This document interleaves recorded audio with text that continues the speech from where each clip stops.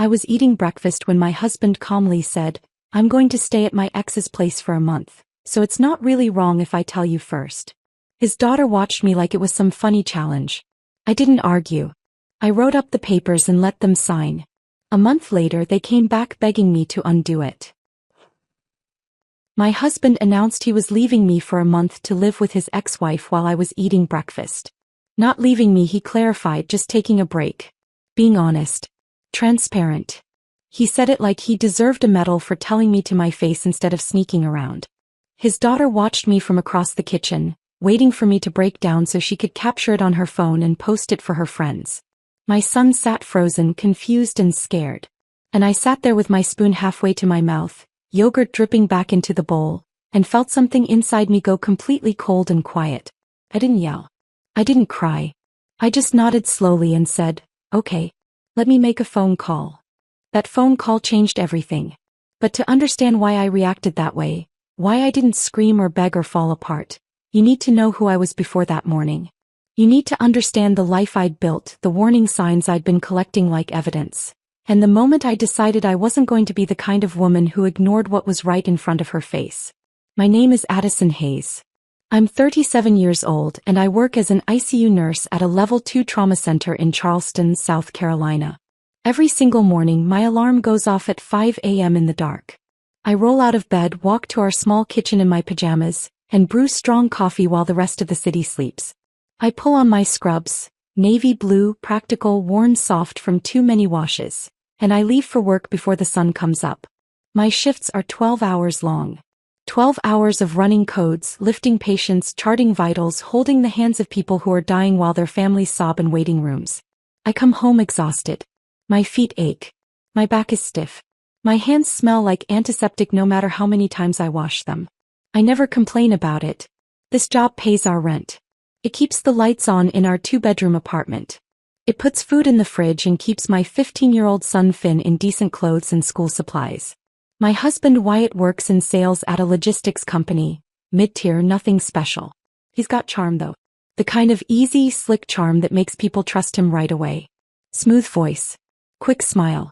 Always knows exactly what to say to make a client feel important. He talks constantly about promotions that never come, about deals that are always just about to close, about how next quarter is going to be the big one. I learned a long time ago to just nod and smile while I handle the checkbook and make sure the bills get paid on time. Our apartment is small. 2 bedrooms, 1 bathroom, a kitchen so narrow that 2 people can barely stand in it at the same time.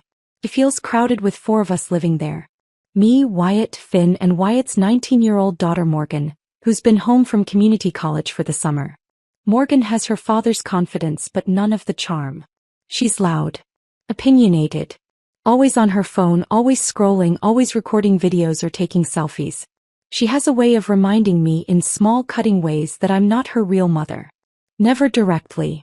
Just little comments here and there. Little looks that say exactly what she's thinking. For a while we had a routine that almost felt normal. Sunday mornings we'd do meal prep together.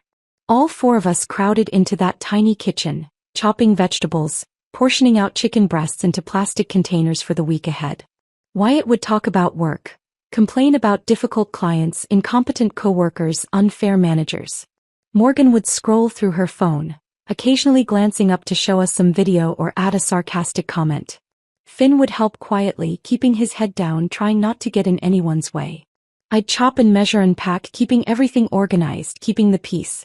Weeknights we'd stream shows together. Wyatt always picked what we watched. We'd sit on the couch.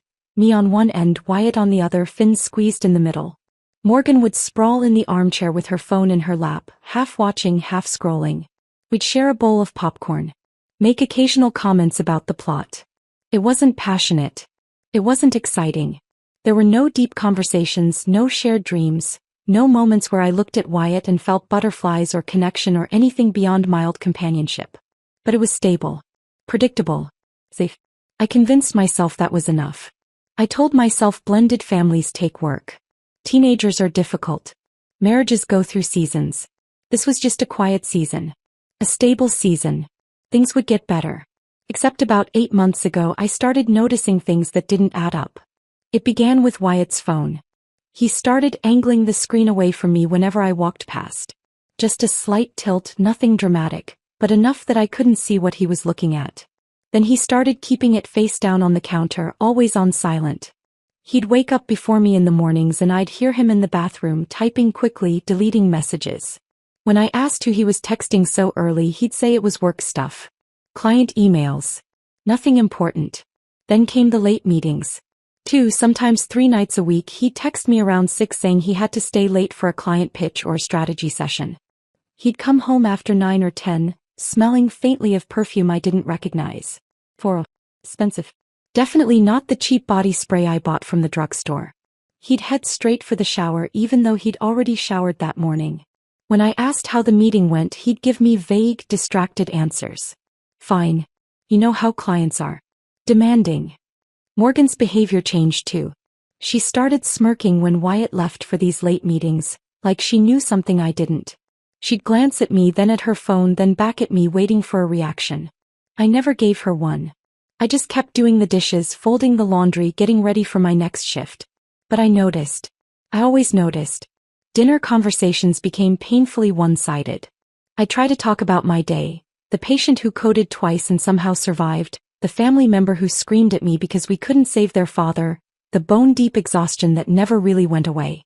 Wyatt would scroll through his phone, making distracted, sounds.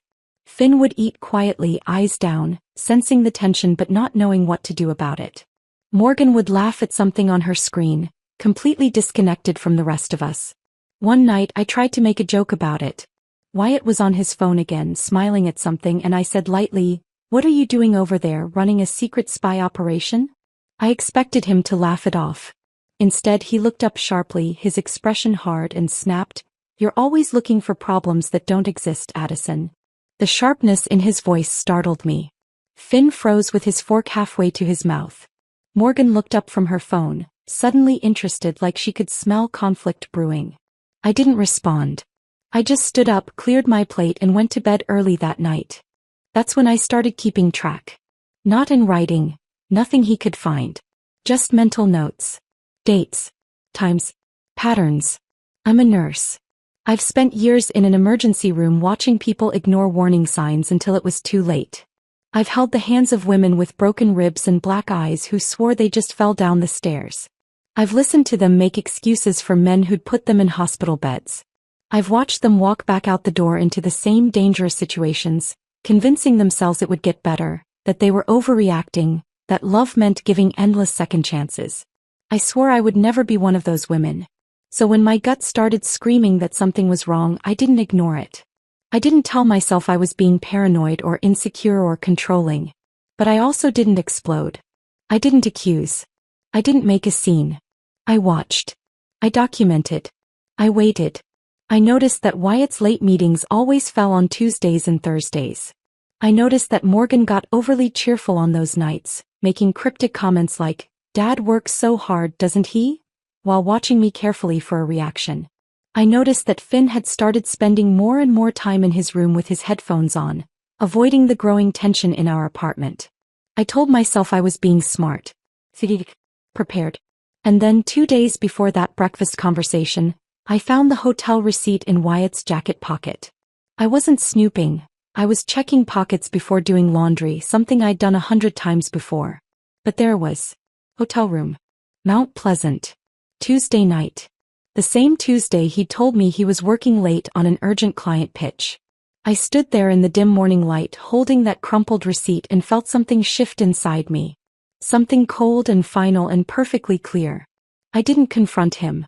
I folded the receipt carefully and put it back exactly where I'd found it. Then I finished the laundry, went to work, ran my shift, and came home like nothing had changed. But everything had changed. I knew the truth now. And I was ready to act on it. So when Wyatt sat down across from me 2 mornings later and told me he was moving in with his ex-wife for a month, when Morgan stood there with her phone pointed at me waiting for me to fall apart, I didn't give them the reaction they wanted. I gave them exactly what they asked for. I set my spoon down on the table. The sound of it hitting the bowl seemed louder than it should have been in the sudden silence. Wyatt sat across from me, cologne still hanging heavy in the air between us, waiting for my response. Morgan stood frozen by the counter, phone lowered slightly, like she'd been expecting fireworks and couldn't quite process the calm. Finn looked between us, headphones dangling around his neck, confusion written all over his young face. Let me make sure I understand this correctly, I said, keeping my voice level and measured. You're planning to move in with your ex-wife for a month, and you think telling me in advance makes it acceptable? Wyatt nodded, completely serious. I'm being transparent, Addison. Isn't that what you always say you want? Honesty. I felt that strange calm settle deeper into my bones. The same calm that comes over me in the emergency room when a patient is coding and there's no time for panic, only action. Every move calculated. Every decision clear. Transparency is important, I said quietly. I appreciate it. But if you walk out that door, you're not taking any part of what I've built with you. His expression shifted slightly. Less confident now. What's that supposed to mean? It means if you go under a formal 30-day separation agreement. Legal signed binding. No financial support from me during that month. No access to joint accounts. You want to live like you're single, you'll fund it like you're single. The kitchen went dead silent. Morgan's mouth actually fell open slightly. Wyatt blinked like he was waiting for the punchline, waiting for me to smile and say I was kidding. You can't be serious, he finally said. Completely serious. Morgan recovered first, her voice sharp with indignation. That's insane. You're trying to control him. This is exactly why he needs space from you. I turned my head slowly to look at her. No, Morgan. This is called protecting myself. Something you'll understand one day when you're old enough to earn what you have instead of having everything handed to you. Her face flushed red. You can't talk to me like that. I just did. Wyatt stood up abruptly, rattling the table. Coffee sloshed in my cup. You can't just cut me off financially because you're upset, Addison. That's not how marriage works. You're the one leaving the marriage, Wyatt, I said, still sitting, still calm. I'm just making sure the boundaries are clear. He stared at me, jaw working like he was trying to find the right words to make me back down. When he couldn't find them, he laughed. A sharp, bitter sound. You're bluffing. You won't actually do this. I stood up, picked up my bowl, walked it to the sink and rinsed it carefully. Then I turned around and looked him directly in the eye. Try me. Something in my voice must have registered because he went quiet. Morgan was typing furiously on her phone now, probably texting someone about what a terrible person I was. Finn sat completely still, watching everything like he was trying to make himself invisible. Wyatt cleared his throat, straightened his shoulders, trying to regain control of the situation. Fine. Draw up whatever you want. I'm not going to fight you on some piece of paper. But you're making a huge mistake, Addison. When you calm down and realize how ridiculous you're being, don't expect me to just forget this. I'll keep that in mind, I said. He grabbed his phone off the counter and walked toward the bedroom. Morgan followed him, shooting me a look that was pure venom. I heard them talking in low, urgent voices behind the closed door. Probably strategizing. Probably convinced I'd cave within 24 hours. Finn stayed at the counter, staring down at his uneaten cereal. When he finally looked up at me, his eyes were watery but he wasn't crying. Mom, what's happening? I walked over and sat on the stool next to him. Your stepdad made a choice. I'm making sure I'm protected. That's all. Is he really leaving? Looks that way. Because of her? He didn't say Lacey's name, but we both knew who he meant. Yeah, buddy. Because of her. He nodded slowly, processing. Are you okay? That question broke something small inside me, but I didn't let it show. I put my hand over his. I will be. We both will be. He nodded again, then put his headphones back on and went to his room. I heard the door close softly. I stood alone in the kitchen, the morning sun starting to stream through the window, and pulled out my phone. My hands were steady as I scrolled through my contacts and found the number I needed. David Marks. Attorney. I'd worked with him on a patient advocacy case about a year ago. A woman whose husband had tried to make medical decisions against her wishes. David had been sharp, efficient, no nonsense. Exactly what I needed now. I texted him. Need a separation agreement drafted today. Can you meet this afternoon? His response came within 2 minutes. 2 p.m. My office. Bring timeline and any relevant details. I typed back, I'll be there. Then I opened a new note on my phone and started writing. Every date I could remember. Every late meeting. Every time Wyatt had come home smelling like perfume. Every smirk from Morgan. Every lie about client pitches and strategy sessions. I wrote it all down in clear, simple bullet points. By the time I finished, I had 2 full pages of documentation spanning 8 months. About an hour later, Wyatt emerged from the bedroom with a duffel bag. Morgan was right behind him, her own bag slung over her shoulder. I was sitting at the table with a cup of tea, scrolling through my phone, looking completely unbothered. "I'll be back for the rest of my stuff later," Wyatt said, not quite looking at me. "Fine. And we'll talk about this separation thing when I get back. You'll see how unnecessary it is." I didn't respond. Just took another sip of tea. Morgan stopped in the doorway, turned back and said with a smirk, "You know, Addison, Dad's being really decent about this. Most women wouldn't even get told. You should actually be grateful." I looked up at her slowly.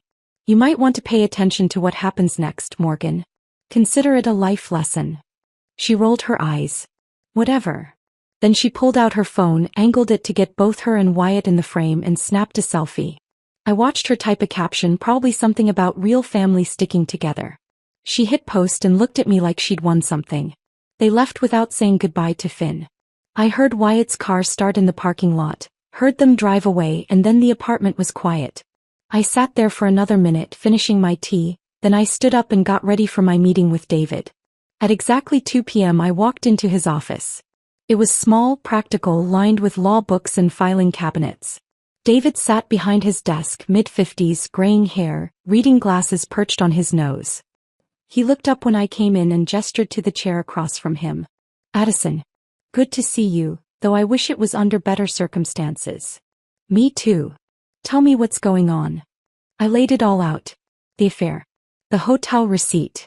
The announcement this morning. Wyatt's twisted logic about honesty. Morgan's involvement and cruelty. My need to protect myself financially and legally. David listened without interrupting, taking notes. When I finished, he sat back and studied me for a moment. "You want a clean separation agreement. 30 days. No financial commingling during that period." "Exactly. And you want it airtight so he can't claim you abandoned him or acted in bad faith." "Yes." He nodded slowly. "I can have this drafted by end of day. You'll have exclusive possession of the apartment. No removal of property without written consent. Vehicles titled in your name stay with you. Joint accounts frozen. Each party responsible for their own expenses." "Perfect. Addison, I need to ask, are you sure about this? Once you start enforcing these terms, there's no going back. This becomes the foundation for a divorce filing." I looked him straight in the eye. "I'm sure." He nodded once, pulled his laptop closer and started typing. "Then let's get this done." By 4:30, I had a printed, notarized separation agreement in a folder. Clean, clear, legally binding. I drove home, walked into the empty apartment and set the folder on the kitchen table. Then I texted Wyatt, "Agreement is ready. Come sign it whenever you want to pick up your things." His response came an hour later. "You're really doing this?" I typed back, "You said you weren't going to fight me on it." 3 dots appeared, then disappeared, then appeared again.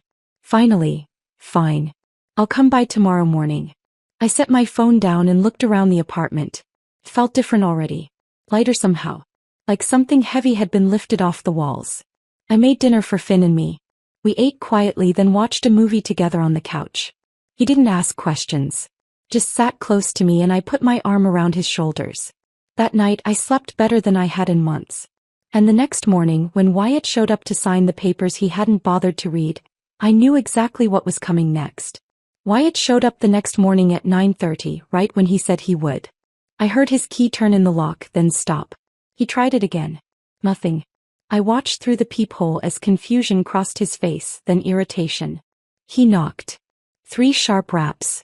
I opened the door, holding the folder with the separation agreement inside. "Locks changed already?" he asked, trying to sound amused but not quite pulling it off. "Safety precaution," I said. "The agreement's right here. You can read it in the living room if you want." He stepped inside, looking around like he expected something to be different. Everything looked exactly the same. Same couch, same coffee table, same framed photo of Finn from last year's school picture on the side table. Wyatt picked up the folder, flipped it open and scanned the first page.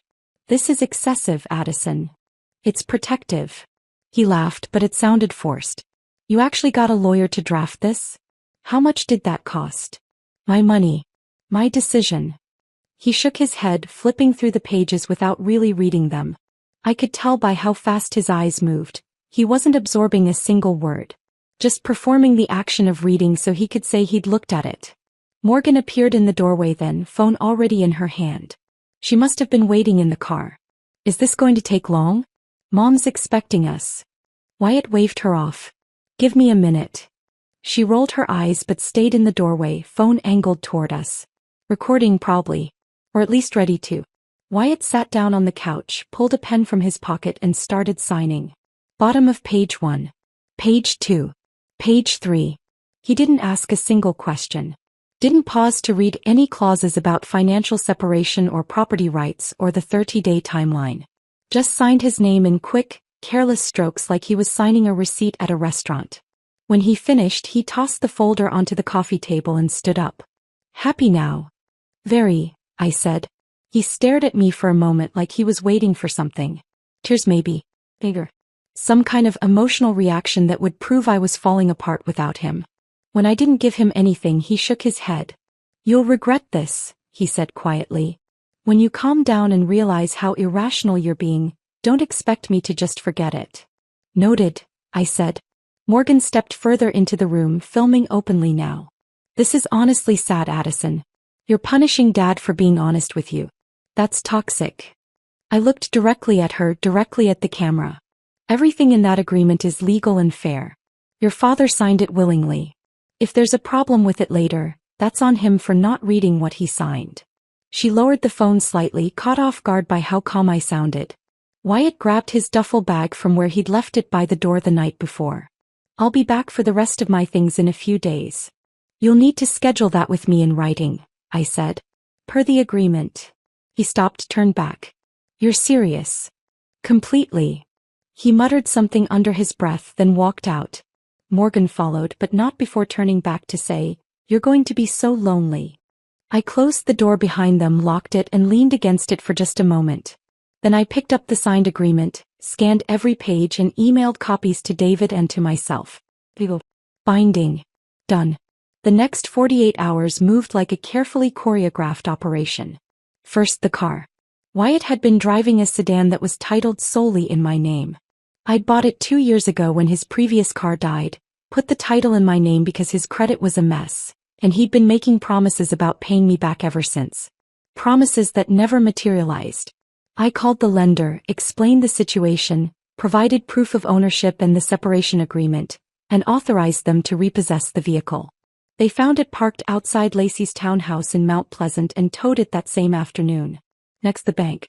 I took a personal day from work and went to our credit union first thing in the morning. The teller recognized me. I'd been banking there for 6 years. I showed her the separation agreement and asked to close the joint checking account. She walked me through the process, professional and efficient. I withdrew everything except exactly $200, which I transferred into a new account under Wyatt's name alone. That way he couldn't claim I'd left him with nothing, couldn't accuse me of financial abandonment. The remaining funds, just over $4,000 that I'd deposited from my own paychecks over the past few months, went into my private account.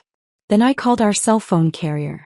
Wyatt's line was under my family plan, something I'd set up years ago to save money. I explained that I needed to remove a line due to separation, provided my account information, and had his service disconnected within 10 minutes. Clean. Simple. Legal. Back at the apartment, I called a locksmith.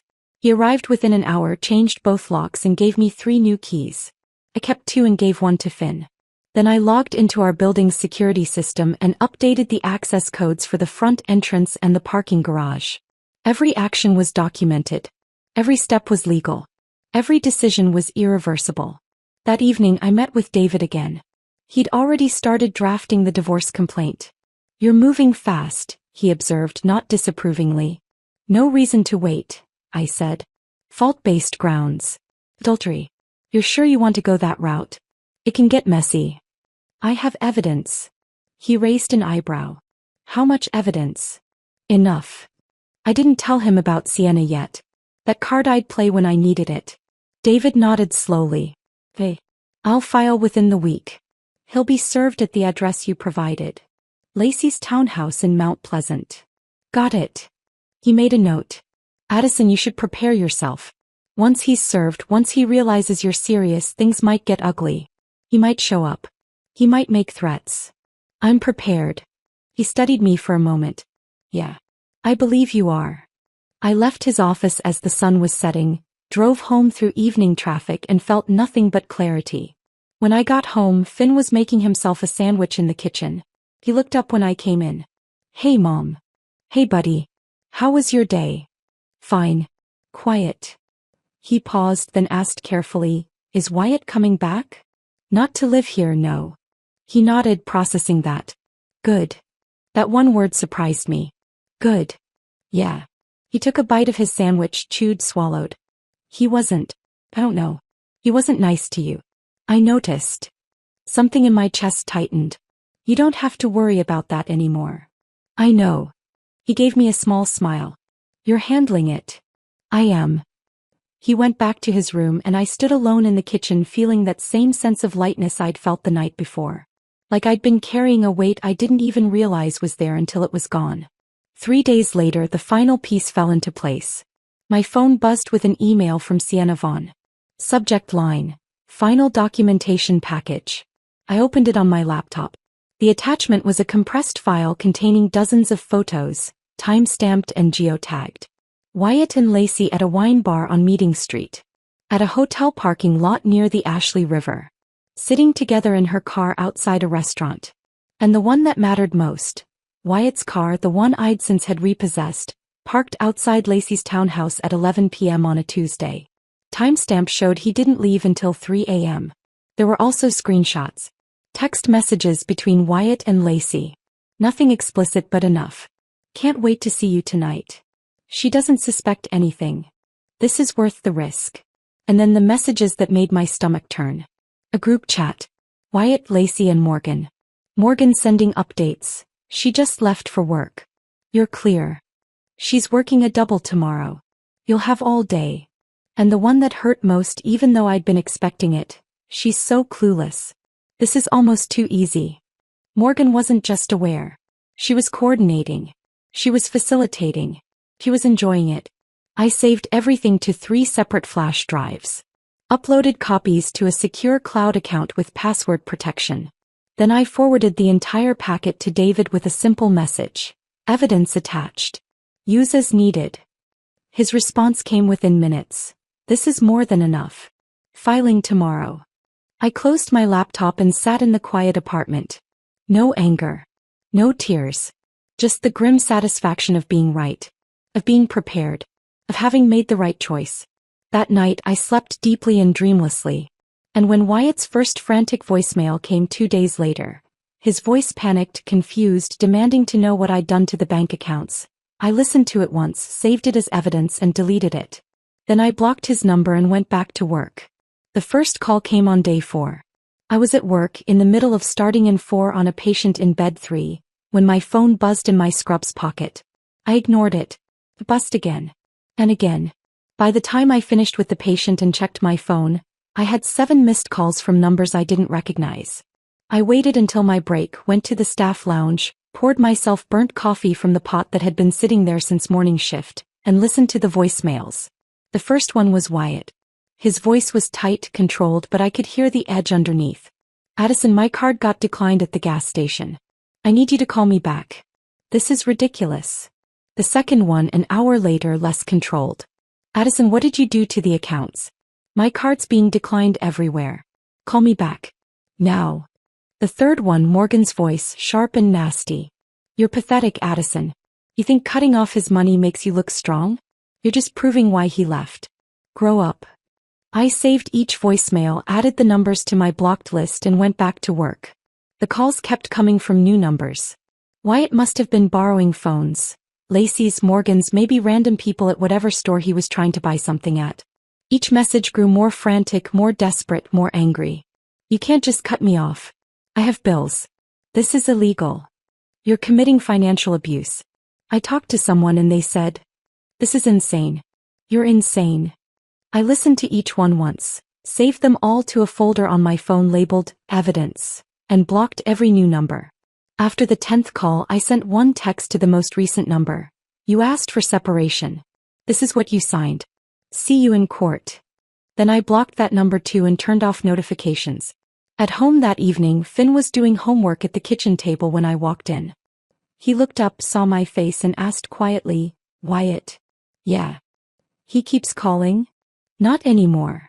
Finn nodded and went back to his math problems. The kid was 15 but sometimes felt older than that. He'd been watching everything, taking it all in, saying nothing. I appreciated that more than I could tell him. By day 6, Morgan took the battle public. A coworker pulled me aside during shift change. Rachel, one of the ICU nurses I'd worked with for 3 years. She looked uncomfortable. "Hey, I saw something on Instagram. Is everything okay?" I kept my face neutral. "What did you see?" She pulled out her phone, opened the app and showed me Morgan's account.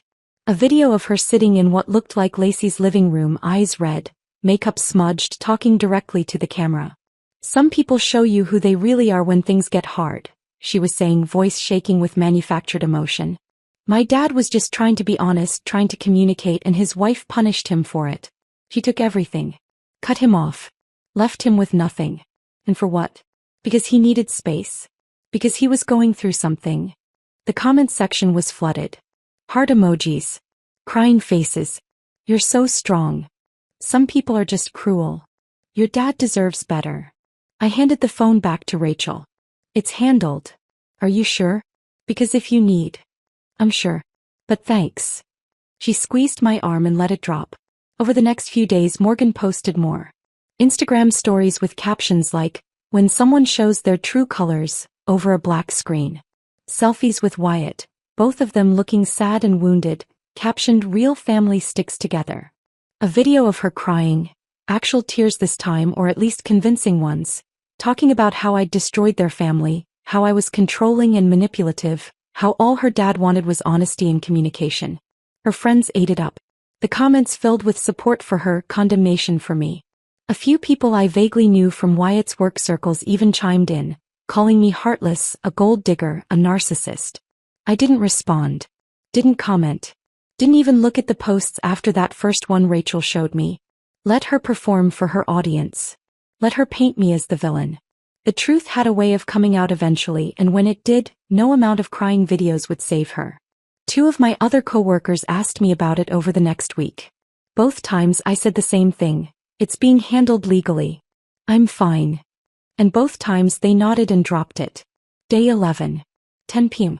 I was sitting at the kitchen table charting patient notes, documentation I'd brought home because I'd been too busy during my shift to finish it. Finn was in his room with his door closed, music playing softly. The apartment was quiet, peaceful. Then someone started pounding on the door. Not knocking. Pounding. Fist against wood, hard enough to rattle the frame. "Addison." Wyatt's voice, loud and angry, echoing in the hallway. "Open this door." I froze for half a second, then stood up slowly. Walked to the door. Looked through the peephole. Wyatt's face was red, twisted with rage. His fist came down on the door again. Bang. Bang. Bang. "You have no legal right to lock me out of my own home. Open this door right now." I pulled out my phone, opened the camera and started recording through the peephole. His face filled the frame, distorted by the fisheye lens. Spit flying as he yelled. Fist hammering. "I know you're in there, Addison. You can't hide from me. You think you can just steal everything and get away with it." Down the hall, I saw Mrs. Chin from 4C peek her head out of her apartment, eyes wide.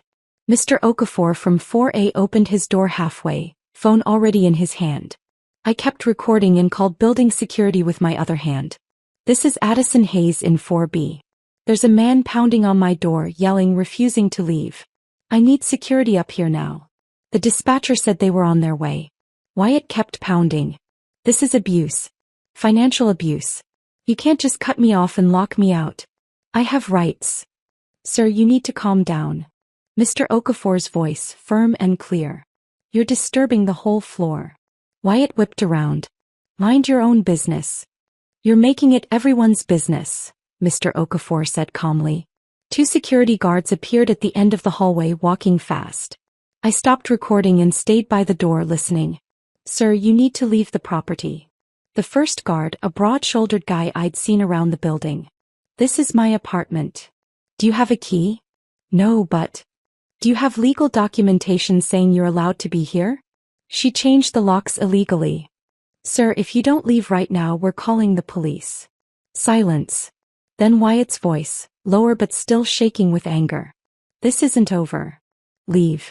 Now." I heard footsteps. Retreating. The elevator ding. Then quiet. A knock on my door, gentle this time. "Miss Hayes?" "It's building security." "He's gone." I opened the door. The two guards stood there, professional and calm. "You okay?" the first one asked. "I'm fine. Thank you. We're going to file an incident report.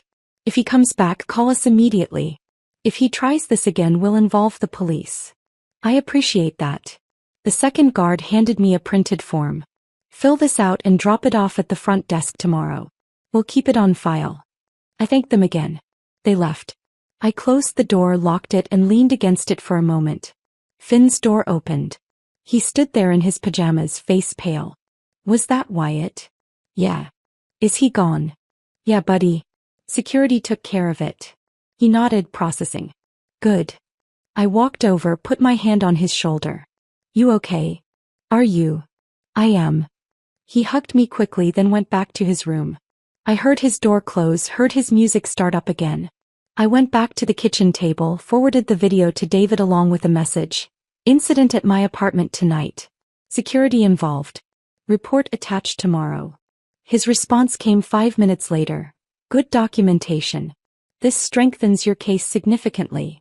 I set my phone down and finished my charting. The next evening, Finn came into the kitchen while I was chopping vegetables for stir-fry. He sat at the table watching me for a moment before speaking. "Mom, I know what's happening." I looked at him. Waited. "I know Wyatt cheated on you. I know Morgan was helping him. And I know you're protecting us." His voice didn't shake. He wasn't asking for reassurance or permission to feel a certain way. He was just stating facts, the way I'd taught him to approach problems. Calmly, clearly, without unnecessary emotion. "Yeah, buddy," I said quietly. "That's exactly what's happening." He nodded. "I'm glad you're doing something about it. I was worried you'd just let it happen." That hit me harder than I expected. "You were worried?" "Yeah. I've seen you let him get away with stuff before. Little stuff. But it added up." I set the knife down. "I'm not letting anything slide anymore." "I know." He stood up, walked over and hugged me. Brief but solid. Then he pulled back and said, "I'm proud of you, Mom." I felt something crack open in my chest. Not breaking. Opening. Letting light in. "Thanks, Finn." He nodded once, grabbed an apple from the counter and went back to his room. I stood there in the kitchen, knife in hand, vegetables half chopped, and let myself feel it. The weight of doing the right thing. The cost of protecting what mattered. The quiet, steady knowledge that I wasn't alone in this. Then I finished making dinner and we ate together in comfortable silence. The following week I scheduled the movers. I'd been planning this since the day Wyatt signed the separation agreement. My grandmother's mahogany dining set, the one she'd left me in her will, the one I'd refinished myself over 3 weekends before Wyatt and I even met. The bedroom furniture I'd saved for 2 years to buy, back when I was still in my first apartment after nursing school. My home office desk and chair, the filing cabinet, the bookshelf I'd assembled alone because Wyatt said he didn't have time. All of it mine. Purchased before the marriage. Documented with receipts I'd kept in a folder for exactly this reason. I called a moving company, explained the situation and asked for their earliest available slot. They said Thursday at 8 a.m. I gave them a detailed inventory list, attached scanned copies of every receipt, and confirmed twice that they understood this might get confrontational. The manager, a woman named Paula with a no-nonsense voice, said, "We've handled worse. Just make sure you're there to authorize everything." Thursday morning I woke up early. Made coffee. Dressed in jeans and a plain t-shirt. Finn was still asleep. I told him to stay in his room no matter what he heard. At 7:45 I went down to the parking lot and waited. The moving truck pulled in at 8 on the dot. 2 men got out. One older, heavy-set with gray hair and steady hands, the other younger, lean, moving with efficient purpose. The older one introduced himself as Joe. "Miss Hayes." "That's me. We've got your list." Shouldn't take more than 2 hours if everything goes smoothly.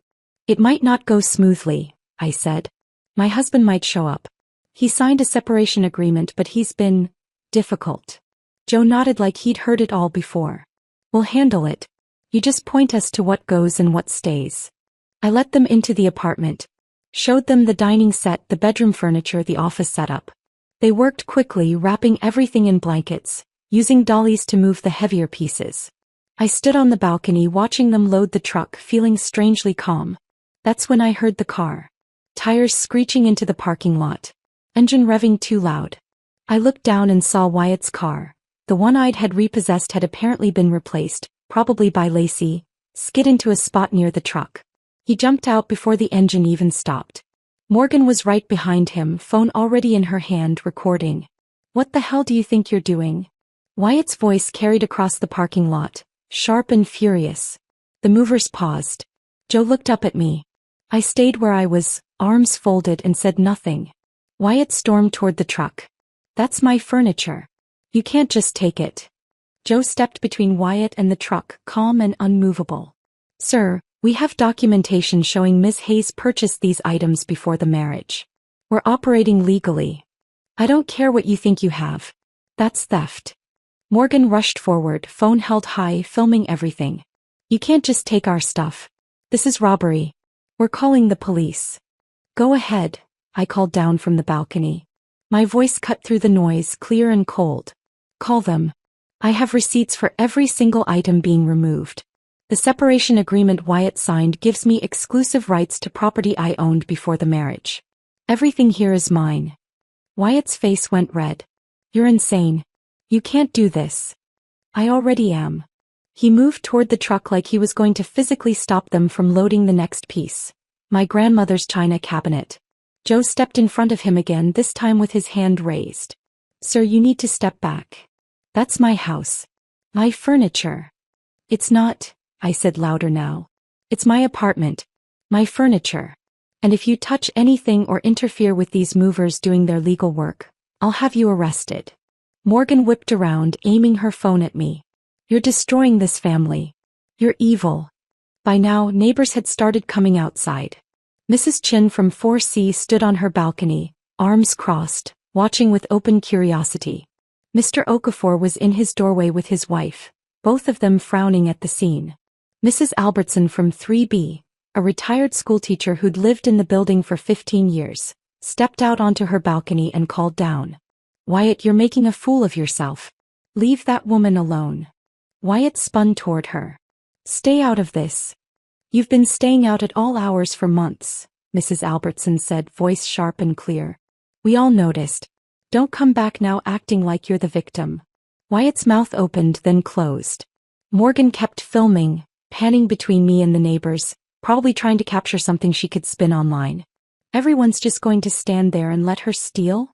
Morgan shouted at the growing crowd. Mr. Kim, a quiet man who rarely spoke to anyone, called out from his doorway. It's not stealing if it's hers. Morgan's face flushed. He turned back to the movers. You're going to regret this. We're suing all of you. Joe didn't even look at her. Just kept wrapping the china cabinet, securing it with straps, nodding to his partner to help lift it onto the dolly. Wyatt tried one more time to block them, stepping directly in front of the truck. Joe sighed, pulled out his phone and dialed. Yeah, I need police assistance at the Riverside Apartments, Building 4. We've got someone interfering with a legal move. Wyatt's eyes widened. You're calling the cops on me? You're trespassing and interfering with contracted work, Joe said calmly. So yeah, that did it. Wyatt stepped back, hands up, voice shaking with barely controlled rage. Fine. Take it. Take everything. You're going to regret this, Addison. When you're sitting alone in that empty apartment with nobody, you'll realize what you threw away. I looked down at him, meeting his eyes. I already know what I threw away. And I'm better off without it. Morgan let out a bitter laugh. You're going to be so lonely. Mrs. Chun called down from her balcony. She's got her son. He's got her job. She's got more than you think. Morgan turned, filming Mrs. Chun now. Oh, so everyone's just against us? You made it easy, Mrs. Chun said and went back inside. The movers finished loading. Joe handed me a clipboard with the inventory list. I signed it, confirmed the delivery address for my storage unit, and thanked them. You handled that well, Joe said quietly. Seen a lot of ugly divorces. You kept your cool. Learned it at work, I said. He nodded, climbed into the truck, and drove away. Wyatt and Morgan stood in the parking lot watching the truck disappear.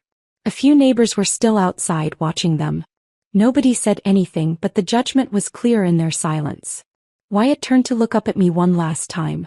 This isn't over. Yes, it is, I said. Then I went inside and closed the balcony door. I stood in the apartment looking around. It was emptier now. The dining table was gone, leaving a bare spot on the floor where the rug had protected the wood. The bedroom looked strange without the furniture I'd brought into the marriage. My office was stripped down to the walls. But it didn't feel empty. It felt clean. I made myself a cup of tea, carried it out to the balcony, and sat down. The morning sun was warm on my face. The parking lot below was quiet again, neighbors gone back inside, drama over. I waited for the sadness to come. For regret or doubt or some kind of emotional collapse now that the confrontation was done. It never came. Instead, I felt light. Free. Like I'd been holding my breath underwater for months, years maybe, and had finally surfaced. My lungs filled with clean air. My shoulders dropped. The tension I'd been carrying since the morning Wyatt announced he was leaving, maybe even since long before that, finally released. I thought about the women I'd seen in the year. The ones with broken bones and broken spirits who kept going back. The ones who made excuses, who believed the promises, who convinced themselves they couldn't survive alone. I'd held their hands. I'd documented their injuries. I'd watched them walk back out into the same dangerous situations, and I'd felt helpless every single time. I'd sworn I would never be one of them. And I wasn't. I finished my tea, washed the cup, and went to check on Finn. He was awake, sitting on his bed with his headphones on, scrolling through his phone. He looked up when I opened the door. Is it done? It's done. Wyatt showed up? Yeah. Made a scene. Neighbors saw the whole thing. Finn nodded slowly. Good. Now everyone knows. I hadn't thought about it that way, but he was right. Now everyone knew. The people who lived in this building, who saw me every day, who'd been watching for months, they knew the truth now. Not Morgan's version. Not Wyatt's spin. The truth. That night I slept better than I had in months. And when I woke up the next morning, the apartment still felt lighter.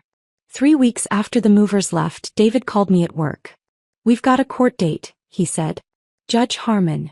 2 weeks from today. 9 a.m. I was in the break room halfway through a turkey sandwich, still wearing my scrubs from the morning shift. That's fast. Judge Harmon moves quickly on cases with clear evidence. She doesn't waste time. Good. Wyatt's attorney filed a response. They're claiming the separation agreement was signed under duress and that you're being vindictive. I almost laughed. Duress. He signed it without even reading it. I know. I've got the video you took, the timeline, everything. We're solid. Just be prepared for him to try to make you look bad. I'm prepared. 2 weeks later, Finn stayed home from school. I'd arranged it with his teachers ahead of time, told them I had a family matter to handle. He didn't ask to come to the courthouse, and I didn't offer. Some things kids don't need to see. I dressed carefully that morning. Black slacks, white blouse, minimal jewelry. Professional. Comb. I pulled my hair back into a neat bun the same way I wore it at work and drove to the Charleston County Family Court building downtown. David met me outside. He was wearing a gray suit, carrying a leather briefcase, looking every bit the competent attorney he was. Ready? He asked. Ready. We walked inside together. The courthouse smelled like old wood and industrial cleaner. Our footsteps echoed on the tile floors. We took the elevator to the 3rd floor, walked down a hallway lined with wooden benches, and found courtroom 3C. The courtroom was smaller than I expected. Fluorescent lights hummed overhead, casting everything in a flat, colorless glow. Wooden benches worn smooth from years of people sitting through the worst days of their lives. A South Carolina state flag hung next to the American flag behind the judge's bench. Everything felt heavy and formal and final. Wyatt was already there, sitting at the table on the left side of the room. His attorney sat next to him. A young guy, maybe late 20s, with a suit that didn't quite fit right and a nervous energy that showed in the way he kept shuffling papers. Wyatt looked thinner than I remembered. Tired. His shirt was wrinkled. He didn't look at me when I walked in. Morgan sat in the gallery behind him, arms crossed, glaring at me with pure venom. She'd dressed up for this. Blouse, skirt, makeup carefully applied. Playing the role of the wrong daughter. David and I sat at the table on the right. He arranged his files neatly in front of him, pulled out a legal pad and waited. At 9:05 the bailiff called out, "All rise." We stood. The judge entered from a side door. An older woman, probably mid-60s, with sharp gray eyes and silver hair pulled back in a tight bun that reminded me of the nurses I'd trained under years ago. No nonsense. Direct. She wore black robes and carried herself with the kind of authority that made the room go completely silent. "Be seated," she said, settling into her chair behind the bench. The bailiff announced the case. Hayes versus Brennan. Dissolution of marriage. Judge Harmon opened the file in front of her. She didn't rush. She read through the separation agreement first, running her finger down the pages, occasionally making notes in the margin. Then she moved to Sienna's documentation packet. The photos, the timestamps, the text messages. Then the security incident report from the night Wyatt showed up pounding on my door. Then the text message records David had submitted. The silence stretched.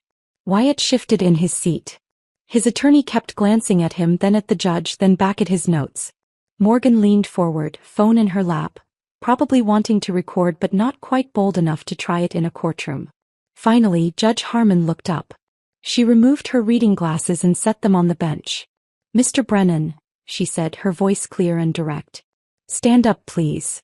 Wyatt stood. His attorney stood with him. "I've reviewed the evidence submitted by both parties," the judge continued. "And I want to be very clear about what I see here.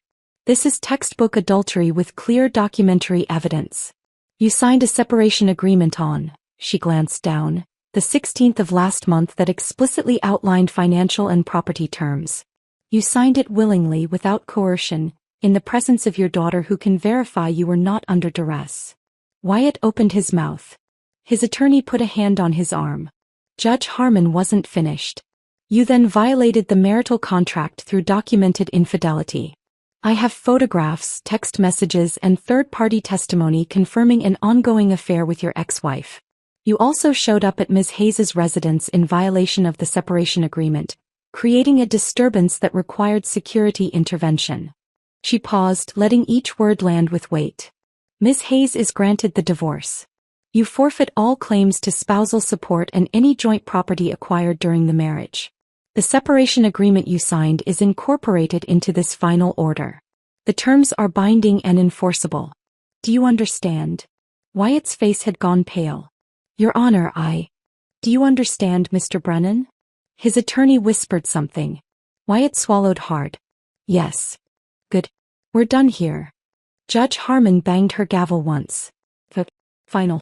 The sound echoed in the small courtroom. "Court is adjourned." She stood, gathered her files, and disappeared through the side door. For a moment nobody moved. Then Wyatt sank back into his chair, staring at the table in front of him like he couldn't quite process what had just happened. His attorney packed up his briefcase quickly, murmured something about filing options and left. David turned to me. "That's it. You're divorced. Clean break. Everything you wanted." I nodded. I felt calm. Like a chapter had closed and I could finally move forward without looking back. Wyatt was still sitting at his table when I walked past. I didn't stop. Didn't say anything. Just kept walking. Morgan caught up to me in the hallway outside the courtroom.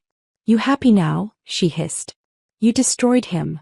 I stopped, turned to face her. "I didn't destroy him, Morgan. He destroyed himself. I just stopped cleaning up the mess." She opened her mouth to respond, but I was already walking away. David and I took the elevator down in silence. Outside, the morning sun was bright and warm. Charleston in late spring, everything green and alive. In the parking lot, Wyatt appeared again. I was unlocking my car when I heard his footsteps behind me. "Addison." I turned. He looked smaller somehow. Deflated. "You think you've won?" His voice was shaking, but not with anger this time. With something closer to desperation. "This isn't over. You'll regret this." I looked at him, really looked at him, for the first time in weeks. And I felt nothing. No anger. No sadness. No regret. Just a distant clinical observation of a man I used to know. It's been over since you walked out that door, Wyatt, I said quietly. You just didn't realize it yet. He stared at me, mouth opening and closing like he was trying to find words that wouldn't come. I got in my car, started the engine and pulled out of the parking space. In my rearview mirror I saw him standing there alone, hands in his pockets, watching me drive away. He got smaller and smaller until he disappeared completely around a corner. That image stayed with me. Not because it hurt, but because it didn't. I drove home, changed out of my court clothes and made myself lunch. Then I called Finn. It's done, I said when he answered. Officially. Officially. How do you feel? I thought about it. Free. He was quiet for a moment. Then, good. You deserve that. Over the next few weeks, word filtered back through mutual acquaintances. Sarah, a coworker who'd stayed friendly with one of Wyatt's colleagues, pulled me aside one afternoon. I heard things aren't going well for Wyatt, she said carefully. I haven't been keeping track. He's living with Lacey. And Morgan. In her townhouse. I nodded, didn't say anything. Apparently it's not going well. Neighbors have complained about screaming. Police were called twice last week. That's unfortunate. Sarah studied my face. You really don't care, do you? I cared for 4 years, I said. That was enough.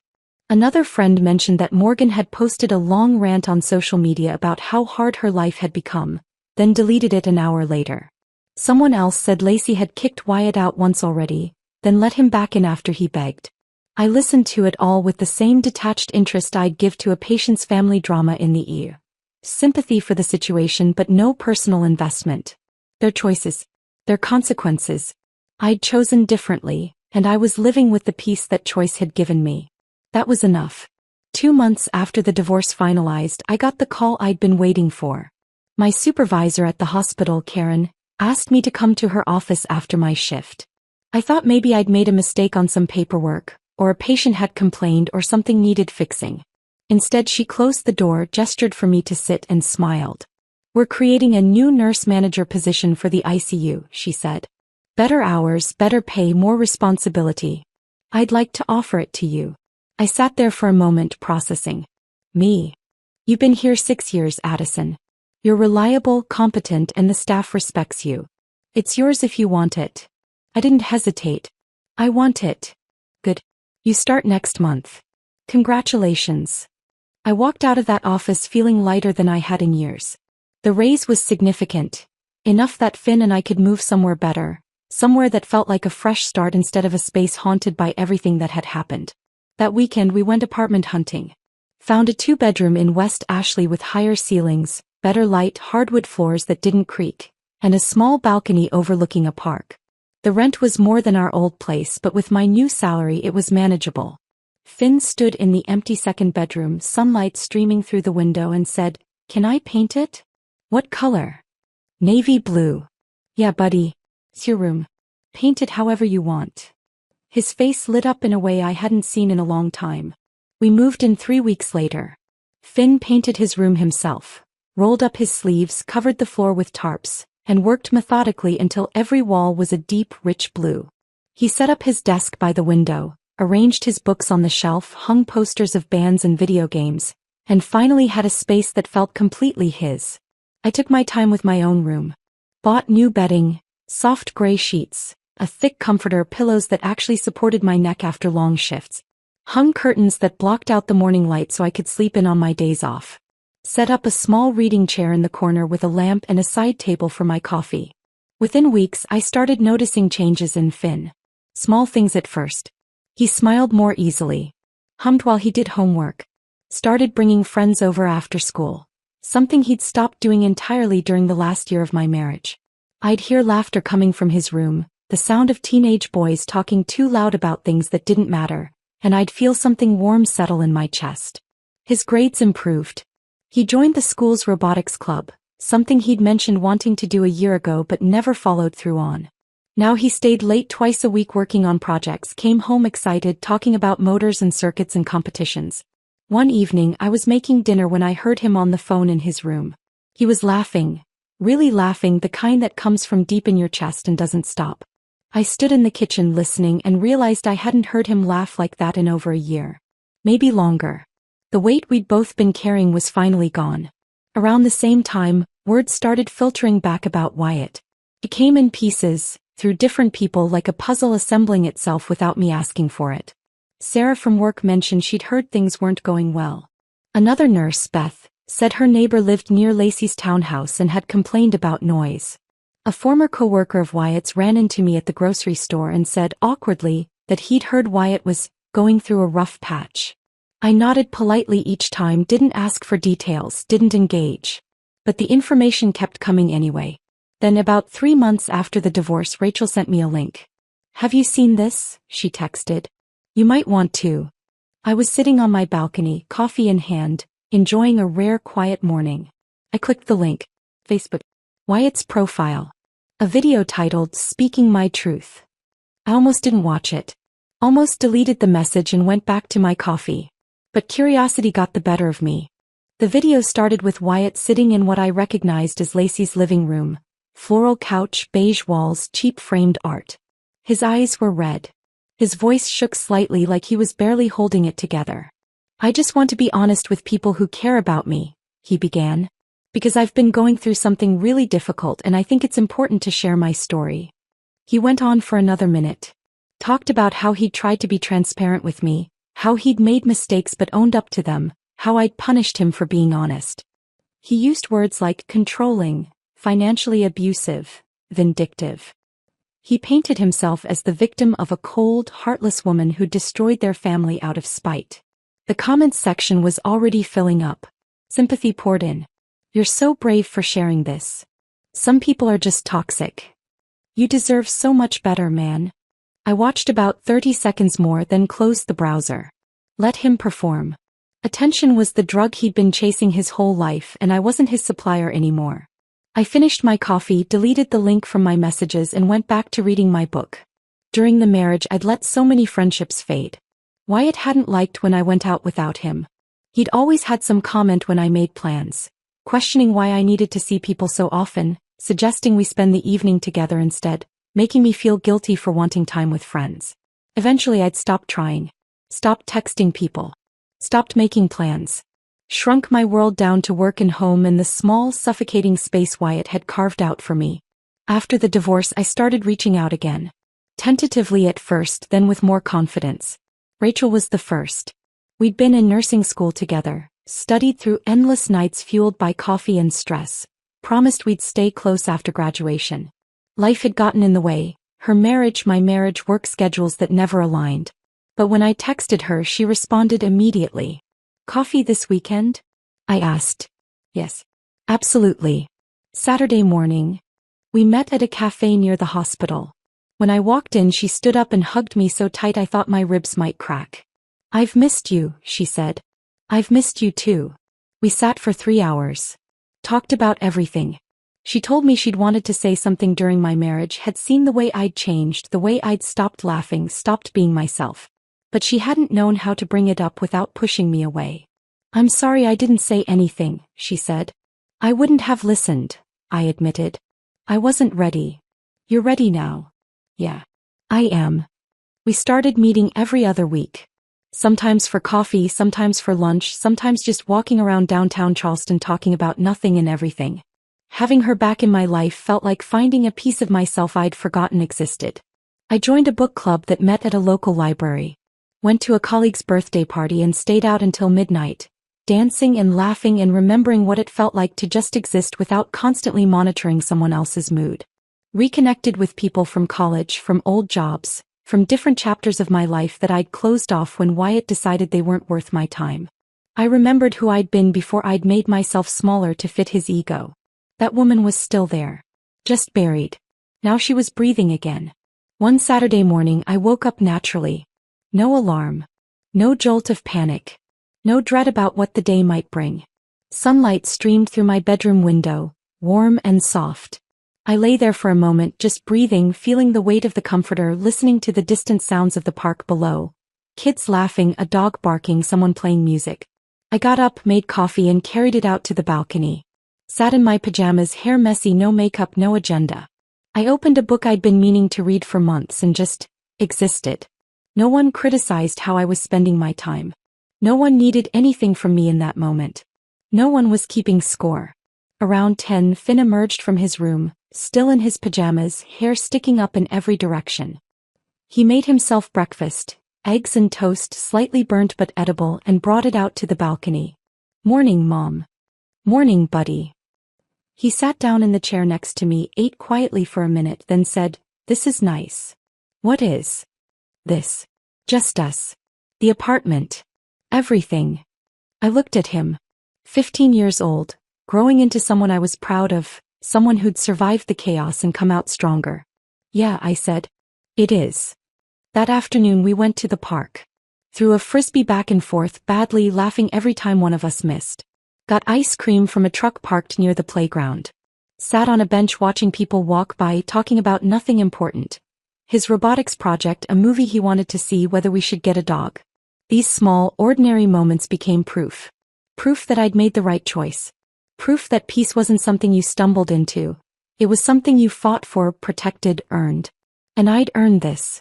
That evening I stood on the balcony watching the sun set over the park, and for the first time in years, I felt completely, entirely at peace. 4 months after the divorce, my phone rang on a Tuesday evening. I was sitting on the balcony, feet up on the railing, watching the sun sink below the trees in the park. Finn was inside doing homework, music playing softly from his room. The air was warm, carrying the smell of someone grilling nearby. I had a glass of iced tea sweating on the table beside me and a book open in my lap. Unknown number. I almost let it go to voicemail.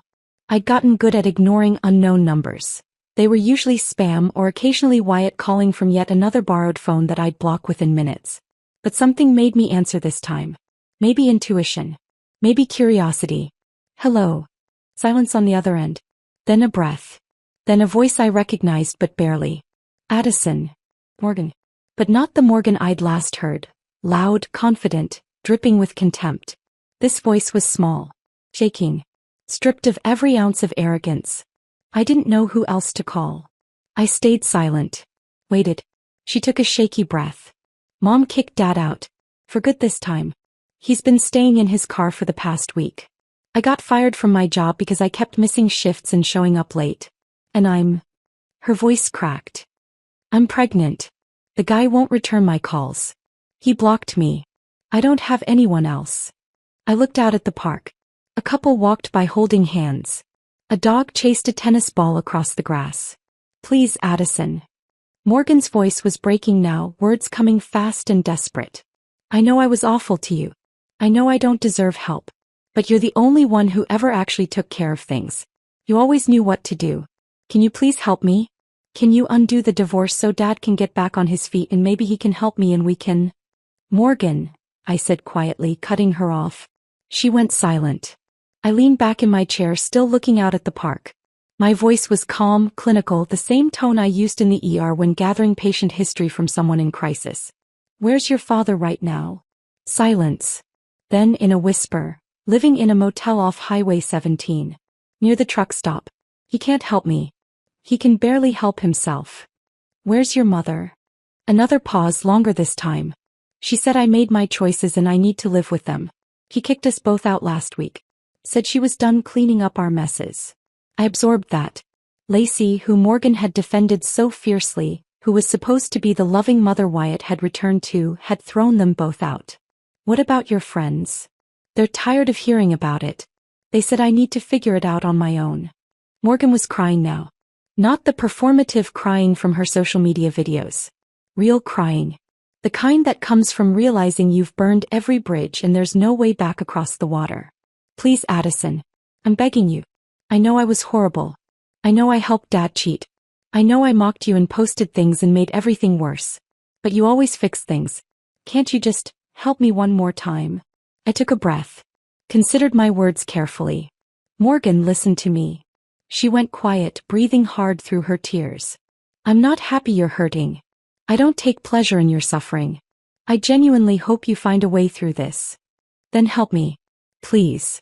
But when you and your father decided I wasn't part of your family, I believed you. I rebuilt my life without you in it and I'm staying in that life. Addison." Every choice has consequences, I continued, my voice steady. The disrespect, the mockery, the public humiliation, helping your father cheat, filming me to post online. Those were your choices. The signed papers, the legal separation, the divorce, the loss of financial support. Those were the consequences. You need to understand that actions have weight. And you're feeling that weight now. I was stupid. I was 19 and stupid. You were old enough to know better. She sobbed openly now. So you won't help me at all? I can't, Morgan. Not because I hate you, but because you need to learn what your choices cost. And because I need to protect the peace I fought for. My voice wasn't cruel. It wasn't vengeful. It was just honest. I worked 12-hour shifts to keep your father fed and housed. I paid the bills he ignored. I gave you a place to live rent-free while you were home from college. And you thanked me by helping him cheat, mocking me online, and treating me like I was nothing. I paused. I'm not angry anymore, Morgan. But I'm also not going back. I can't fix this for you.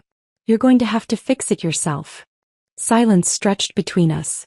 I could hear her crying, could hear traffic in the background on her end. She was probably calling from outside somewhere.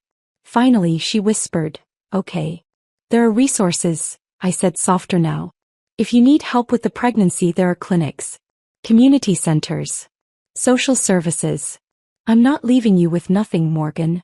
I'm just not going to be the one who saves you. I understand. Good luck." She hung up without another word. I sat there holding the phone, looking out at the park as the last light faded from the sky. I waited for guilt to come, for regret, for some voice in my head to tell me I should have helped, should have been the bigger person, should have extended grace. It never came. Instead, I felt sad, genuinely sad that a 19-year-old girl was going through something so hard. But I also felt clear, certain. I'd made the right choice. I stood up, went inside, and found Finn at the kitchen table doing calculus homework, pencil tapping against the paper as he worked through a problem. "Everything okay?" he asked without looking up. "Yeah, buddy. Everything's fine." He nodded, went back to his work. The next morning I woke up early. The apartment was quiet, light just starting to filter through the curtains. I made coffee, got dressed, and knocked on Finn's door. "You awake?" "Yeah. Want to get breakfast out?" He appeared in the doorway, hair messy, still in his pajamas. Really? Go get dressed." 20 minutes later, we were sitting in a booth at our favorite pancake place downtown. The restaurant smelled like butter and maple syrup, the kind of warm, comforting smell that makes everything feel okay. Finn ordered the stuffed French toast. I got a vegetable omelet and a side of fruit. We sat by the window watching people walk by on the sidewalk. Tourists with cameras. Locals in running gear. A man walking 3 dogs tangled in leashes. "There's a girl," Finn said suddenly, not looking at me, focused very intently on his orange juice. "Yeah. In my biology class. Her name's Emma." I smiled. "Emma sounds nice." "She is. She's really smart. She wants to be a marine biologist." "Are you going to ask her out?" His face flushed red. "Maybe. I don't know. Probably not." "You should." He glanced at me. Really? Worst she can say is no." He nodded slowly, considering. "Yeah. Maybe." We ate in comfortable silence for a while. He told me about his robotics project. They were building an automated sorting system for a local charity. I told him about a funny patient interaction from my shift yesterday.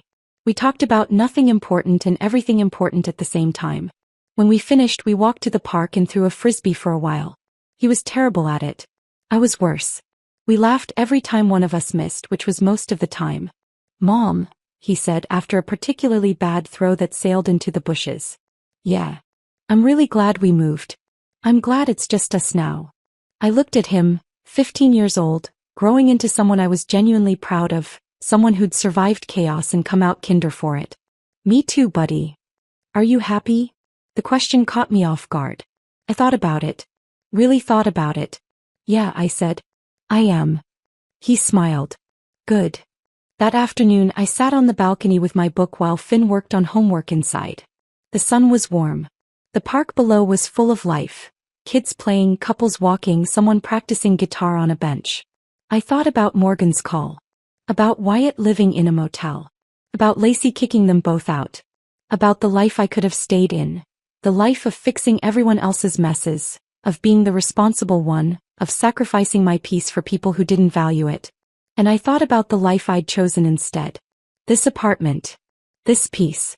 This version of myself who didn't shrink to make room for someone else's ego. Some people only learn what they had when they lose the person who held everything together. And when that happens, you don't go back to teach them the lesson again. You keep walking toward the life you deserve. I picked up my book, turned the page, and kept reading. The sun was warm. My coffee was still hot. Finn was humming in his room. And I was exactly where I was supposed to be. If this story of calculated justice had you hooked from start to finish, hit that like button right now. My favorite part was when Addison handed Wyatt those separation papers and he signed without reading a single word. What was your favorite moment? Drop it in the comments below. Don't miss more powerful stories like this. Subscribe and hit that notification bell so you never miss an upload.